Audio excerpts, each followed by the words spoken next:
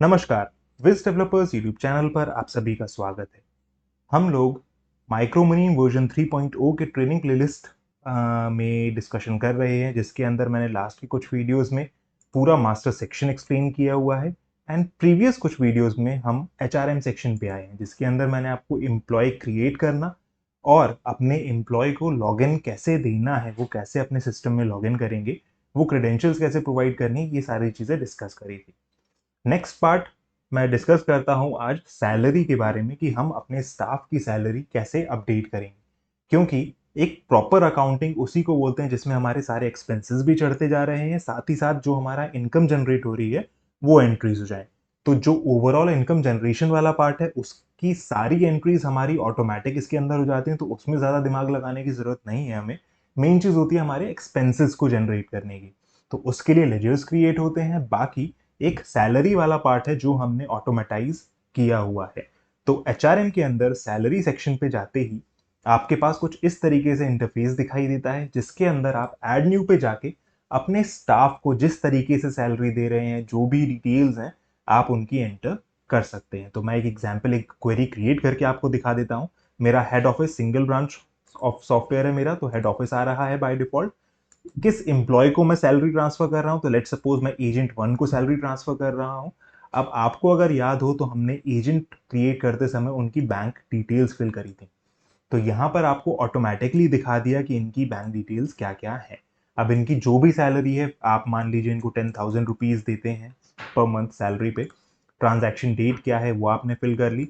आप किस तरीके से सैलरी ट्रांसफर करते हैं, अगर कैश में करते हैं तो कैश में ही रहने दीजिए, अगर बैंक अकाउंट से करते हैं तो उसमें डिटेल्स हमारे पास और खुल जाते हैं कि पेमेंट मोड क्या है, चेक है, ऑनलाइन ट्रांजैक्शन है।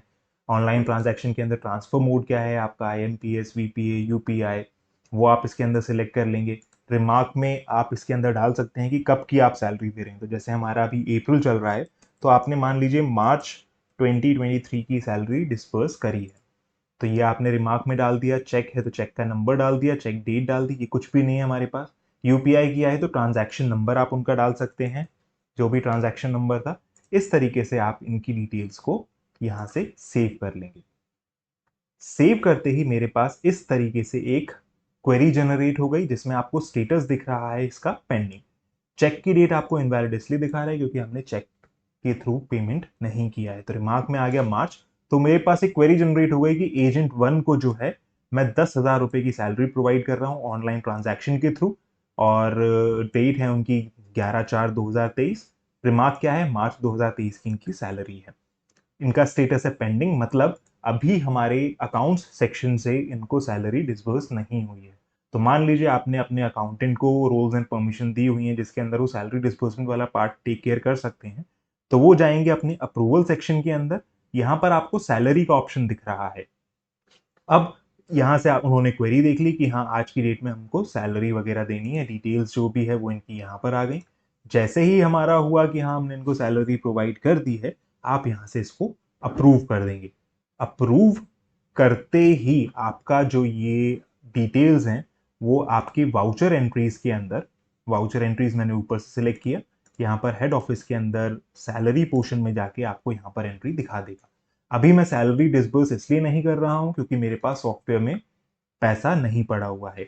आप देखेंगे टोटल बैलेंस मेरे पास 0 है, इस वजह से मेरा सैलरी डिसबर्स करते समय वो एरर दिखा देगा। तो इसके आगे भी मैं आपको एंट्रीज बता दूंगा कि जब हम पैसा ऐड कर लेंगे इसके अंदर तो कैसे क्या होगा। बाकी आपको इसके अंदर एक ओवरव्यू मिल गया है कि एचआरएम सेक्शन के अंदर से हम सैलरी जो है वो भी ट्रांसफर कर सकते हैं, उसकी रिकॉर्ड्स बेसिकली मेंटेन कर सकते हैं।